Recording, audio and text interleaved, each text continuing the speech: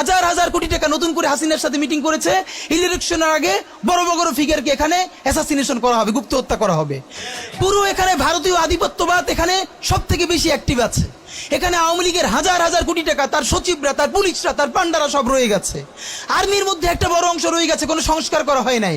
তারা বারবার স্যাবোটেজ করবার চেষ্টা করছে, এই রাষ্ট্রকে, এই সরকারকে ফেল করানোর চেষ্টা করছে। তো আপনি মুক্তিযুদ্ধের পরে যে ৩-৪ বছর এই রকম রাহাজানি হয়েছে, সেটাকে যদি অটকুন দিতে পারেন যে নতুন রাষ্ট্র গঠনের আগে এই ঝামেলাটা হয়, তাহলে এই যে নতুন বাংলাদেশের স্বপ্নের মধ্যে এইগুলোকে আপনি বড় করে মপ করে ফ্রেমিং করেন, আপনি এই জবান যে আপনার না, এই জবান যে দিল্লির জবান, ভারতীয় আধিপত্যবাদের জবান, সেইটা বুঝতে আমাদের পিএইচডি করা লাগে না। সুতরাং জুলাই সনদের সাথে নির্বাচনের ক্ষেত্রে শুধু আমাদের 2 মিনিট কথা।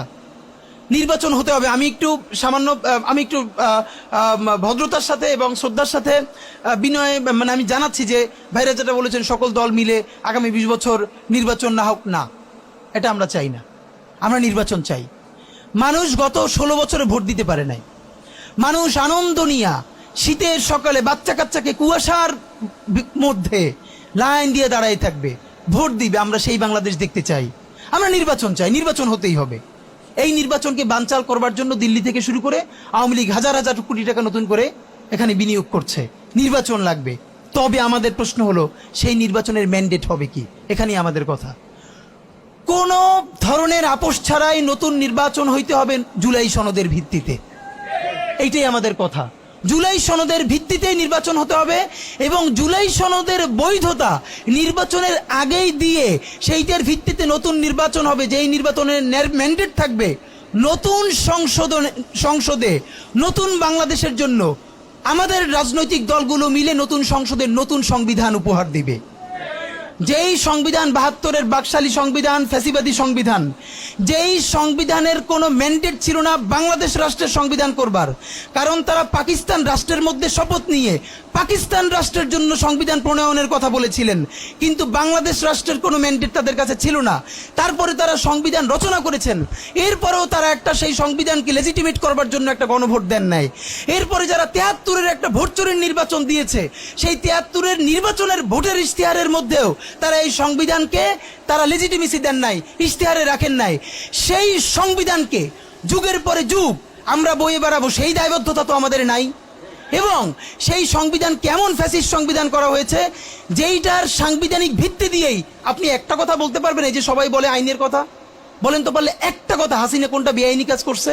না, হাসিনা একটাও বেআইনি কাজ করে নাই। সে সমস্ত হত্যা, গুম, খুন এই সংবিধানের আইনের ভিত্তিতেই করছে। সে এই সংবিধানকে ডাস্টবিন বানিয়ে তত্ত্বাবধায়ক সরকার বাতিল করেছে, যা ইচ্ছে করে তাই করেছে। এবার তো সে তো বেআইনি কিছু করে নাই, কথা তো সত্য। আমার বিএনপির ভাইদের প্রতি শুধু একটা আফসোস লাগে, কারো কারো দেখি 72-এর সংবিধানের প্রতি তাদের কি গভীর প্রেম। যেই সংবিধানের মধ্য দিয়ে বাকশাল এসেছে, যেই সংবিধান গণতন্ত্র হত্যা করেছে। আজকে বিএনপির ভাইদেরকে একটা কথা বলি, আপনারা হয়তো অনেকে জানেনও না। পৃথিবীতে দ্বিতীয় ইতিহাস আছে কিনা মান্না ভাই জানলে বলবেন, আমি ভাইয়ের কাছ থেকে শুনতে চাইব। জিয়াউর রহমান তো একজন সামরিক শাসক ছিলেন। একজন সামরিক শাসক সামরিক ফরমান জারি করে দেশে গণতন্ত্র ফিরেইছে, পৃথিবীতে এই নজির নাই যেটা জিয়াউর রহমান করছেন। আপনারা কি জানেন? এই যে জিয়াউর রহমান গণতন্ত্র ফিরাইলেন, যার মাধ্যমে আওয়ামী লীগও রাজনীতি করার সুযোগ পাইল বাকশালের পর, সেটা কিসের মধ্য দিয়ে? তখন তো সংসদ নাই, সংবিধান তো সংশোধনও করা যাইতেছিল না। কিসের মধ্য দিয়ে? জিয়াউর রহমানের সামরিক ফরমানের মধ্য দিয়ে। পৃথিবীর একমাত্র একজন সামরিক শাসক যিনি ফিল করলেন না, সামরিক পন্থা দিয়ে করা যাবে না, গণতন্ত্রে ফিরতে হবে। এবং দেখেন হাসিনারে এবং আওয়ামী লীগের চরিত্রটাই হলো এইরকম, এর যে একটু ভালোবাসে তার সে হত্যা করে। শহীদ প্রেসিডেন্ট জিয়াউর রহমান শেখ হাসিনাকে দেশে আসার অনুমতি দিছিলেন, সুযোগ দিছিলেন এবং বলছে থাক সবাই রাজনীতি করুক। আসার 1 মাসের মধ্যে জিয়াউর রহমান শহীদ হয়ে গেছে, 13 দিনের মধ্যে। এবার দেখেন এই যে আমরা এখন যারা সবাই করতেছি, সুতরাং এটা একটা বিষ। এই বিষের সাথে আমরা কিভাবে লড়াই করব? জাতীয় ঐক্যমত্য তৈরি করতে হবে। সুতরাং পলিটিক্যাল পার্টি এবং সবার প্রতি একটা কথা, প্লিজ আপনারা বিএনপিকে শতভাগ কর্নার করে দিন না। বিএনপি এই আধিপত্যবাদ বিরোধী লড়াইয়ের জন্য আমাদের একটা বড় শক্তি। এই শক্তিকে এত বেশি কর্নার করা যাবে না যাতে তারা গিয়ে আওয়ামী লীগের হাত ধরে ফেলে। তারা যদি আওয়ামী লীগের হাত ধরে ফেলে তাহলে লড়াইটা তো আমাদের জন্য আরো কঠিন হয়ে যাবে। বরং বিএনপির প্রতি আমাদের চ্যালেঞ্জ হলো, যেই বিএনপি বাকশালী সংবিধানের প্রতি প্রেম দেখাবে, তারে শহীদ জিয়ার ছবিটা সামনে এনে বলতে হবে যে এই বাকশালী সংবিধান তো জিয়াউর রহমানই ছুঁড়ে মারছিল। বেগম জিয়া বলেছেন এই সংবিধানকে ছুঁড়ে ফেলা হবে। ওমা এখন বেগম জিয়ার চেয়েও নতুন বিএনপি আসছে, বেশি প্রেমের বিএনপি। যেই শহীদ প্রেসিডেন্ট জিয়াউর রহমান ইসলামোফোবিক জায়গা থেকে বাংলাদেশের মুসলমান, বাঙালি মুসলমান সব আইডিয়াকে ধারণ করে বাংলাদেশের জাতীয়তাবাদ তৈরি করলেন। এখন একটা নতুন বিএনপি গজাচ্ছে, কেউ চেষ্টা করতেছে পুরো বিএনপিটাকে একটা ইসলামোফোবিক বিএনপি করা। এ কি ভাই, ইসলামোফোবিক বিএনপি সে কোথায় যাবে? সে কি দিল্লি যাইতে চায়? আমরা আমাদের প্রথম চ্যালেঞ্জ হলো স্বাধীনতা সার্বভৌমত্ব রক্ষার স্বার্থে এই বিএনপিকে শহীদ জিয়ার কাছেই রাখতে হবে, এই বিএনপিকে বেগম জিয়ার কাছেই রাখতে হবে। নাম্বার 2, আমাদের সামনের নির্বাচনে ম্যান্ডেট কি হবে এইটা সুস্পষ্ট। জুলাই সনদের ভিত্তিতে যদি নির্বাচন না হয়, এই নির্বাচন আপনারা চাইলে করেন, আমরা কেউ ভোট দিতে যাব না। নাম্বার 3, সেই নির্বাচনের পরে সংসদের ম্যান্ডেট কি হবে? সংসদে জুলাইয়ের বর্তমান সনদে যেটা স্বাক্ষরিত হবে সবার ঐক্যমত্যের ভিত্তিতে, এটা নির্বাচনের আগে মানে সংবিধান সংশোধন করা ছাড়াই অধ্যাদেশের বলে বলে যেটা করা সম্ভব সেটা আগেই করে ফেলতে হবে এবং তাকে দিয়ে নির্বাচন করাইতে হবে। এবং আমাদের বিএনপির বন্ধুরা বলছেন 2 বছর সময় নিয়ে তারা সংসদে এইগুলো পাশ করাবেন। 2 বছর চলবে না, সর্বোচ্চ সময় 6 মাস। সংসদের প্রথম 6 মাসের মধ্যে জুলাই সনদের সমস্ত কথাগুলো সংবিধান ইনকর্পোরেট করতে হবে।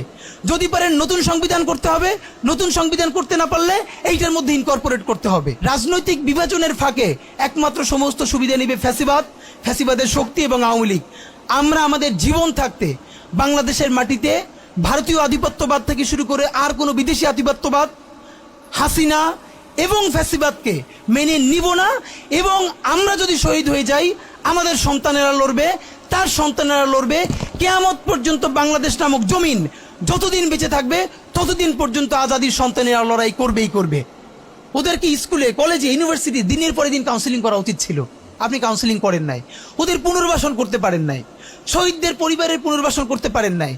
এখন এই ছেলে মেয়েগুলো দেখে যে এই রক্তের মধ্য দিয়া সে চিরতরে অন্ধ হইছে, পঙ্গু হইছে, এখন তারপর ন্যূনতম বিচারই শুরু হয় নাই। বিচার নাই, সংস্কার নাই, সে বরং দেখতে পাইতেছে সেই আগের পুরনো আওয়ামী লীগ জিকে বসতেছে, যাতে তার মনে হইতেছে সে যে এবার অন্ধ হয়ে বাইচে আছে সেটাও হয়তো বাইচে থাকতে পারবে না, এবার হয়তো তাকে হত্যা করে ফেলা হবে। সেই রিয়াকশনে সে কাউকে গালি দিচ্ছে। এই গালিকে আপনার এত অপবিত্র মনে হয়, কিসের সাথে তুলনা দেন? গত 15 বছর যার তুলনা একমাত্র জাহান্নামের সাথে হইতে পারে। তো আপনারা কি বুঝাইতে চান আমাদেরকে? এগুলো মনে করেন আমরা বুঝি না? নাম ধরে বললে পলিটিক্যাল পার্টিগুলো বেশি প্রেসার ফিল করে। আমার বিভিন্ন টিভি থেকে ফোন করে বলে, ভাই আপনার সাথে তো অমুক দলের অথবা অমুক দলের কেউ আসতে চায় না। এখন এই জন্য আমার কি হয়েছে, তারা যাতে একটু ট্রাস্ট পান, একটু কনফিডেন্স পান, এই জন্য কথার উত্তর দিই না। আমার এক বড় ভাই টকশোতে বললেন, তুমি থাক, ওনারা মুরব্বী মানুষ, তুমি যদি 2 শব্দ কম বলো তোমার জীবন পড়ে আছে, কিছু হবে না। তাই ওনাদেরকে 2 শব্দ কম বলতে বলতে ওনারা এমনই হয়েছে, ওনারা মাইনেই নিতে পারে না যে এই বাচ্চারা না থাকলে ওনারা যে এখনো জেলে থাকতো অথবা বাড়ি বাড়ি পালাইতো, এইটা ওনাদের ভুলেই গেছে 1 বছরে। তো সেই বাচ্চার গালিগালাজরে আপনার এত খারাপ লাগে? আমি বলেছি সমস্ত গালিগালাজ বন্ধ হয়ে যাবে। আমি এখন আপনারা চাইলে আমার কাছে একাডেমিক থিসিস আছে কেন গালি দেওয়া যাবে। শুধু গালি দেওয়াই যাবে না, এই গালি কেন বৈধ এমনি তো বলা যাবে না, যে একাডেমিক থিসিস আছে। আমি আন্দাজে কথা বলি না, আমি একটা বিশ্ববিদ্যালয়ে পড়াইও। তো এইটা আমি বলতে চাই না, তখন আবার বলবেন যে গালিকে প্রমোট করে। কিন্তু হ্যাঁ, আপনার চোখের সামনে শহীদ রিয়াগোপ এর বুলেটটা ভিতর থেকে ঢুকে এরপরে পিছনের ওয়ালে গিয়ে লিখেছে, সেই ওয়াল 2 ইঞ্চি ছিদ্র হয়ে গেছে। এই রাষ্ট্রের এমন কোন লিথাল ওয়েপন আর্মির কাছে, পুলিশের কাছে, বিজেপির কাছে ছিল না যেইটা সাধারণ নাগরিকের উপরে এই হাসিনা ব্যবহার করে নাই। আপনার বুকের মানিক আপনার সামনে বসে কলিজা ছিঁড়ে